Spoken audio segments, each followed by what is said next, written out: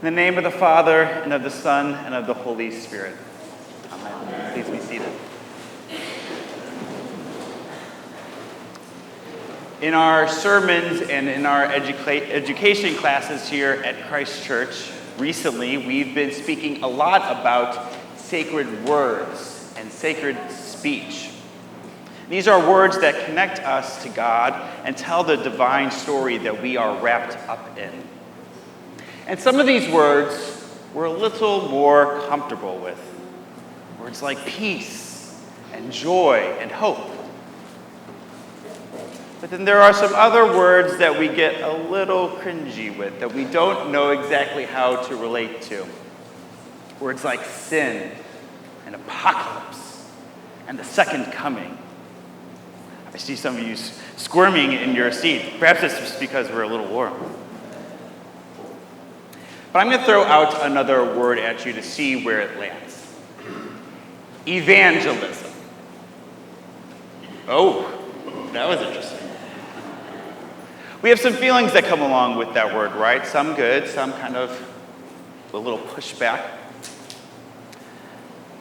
What comes to mind when you think of this word, evangelism? Maybe it's telling the good news. Maybe it's a televangelist wagging their finger at you. Well, the word evangelism has a long history with being connected to the Jesus movement. It comes from the Greek word evangelium, which means to be a messenger of good news. And it has long been associated with our four gospelers, Matthew, Mark, Luke, and John, the evangelists, we like to call them. But of course, in recent times, the word evangelism has been co-opted of sorts in the evangelical movement of Christianity, a movement that some of us may find a little pushback to. The evangelical church is a large one, said to be maybe the second largest grouping of people in Christianity. They have a penchant for biblical lyricism and a born-again conversion experience and charismatic leaders that often cause us and other people in the Christian church and people even outside the Christian world to have a little bit of caution in dealing with it. And so this word evangelism has some different meanings, or has taken on some different meanings to it now. But it is still a word that is so important to our experience as Christians and our growth as the Church of Christ. I think it might be time for us to think more about this word and to retain its original meaning, if not reclaim the word evangelism, so that our church may continue to grow and to thrive. And I think we have in our gospel today a perfect example of what it might mean to be evangelists in this current time. In our story, Jesus sends 70 of his followers out before him to villages and places that he will visit himself in the time to come to prepare the people for his message and his arrival. Jesus tells these missioners, these evangelists of the good word, to bring peace and to share peace with those people that they visit. He tells them to eat what is set before them in an act of reciprocal hospitality. He tells them to cast out demons and to cure the sick. And he also says, importantly, to bring the good news of the kingdom, that the kingdom is at hand.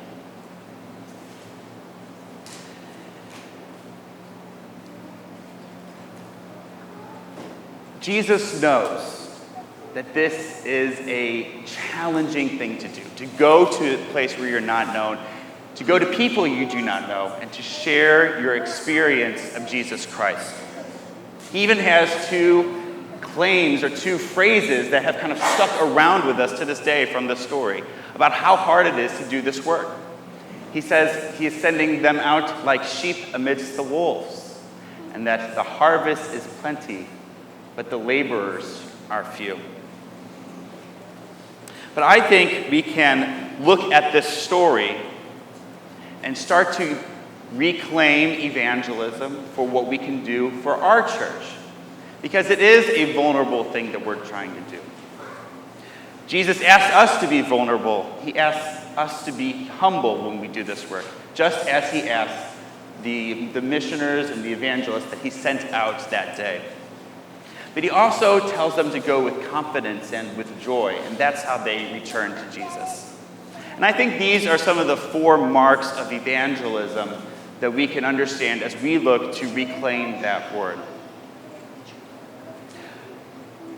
So, how do we do this? How do we reclaim evangelism so it's no longer one of those sacred words that we avoid?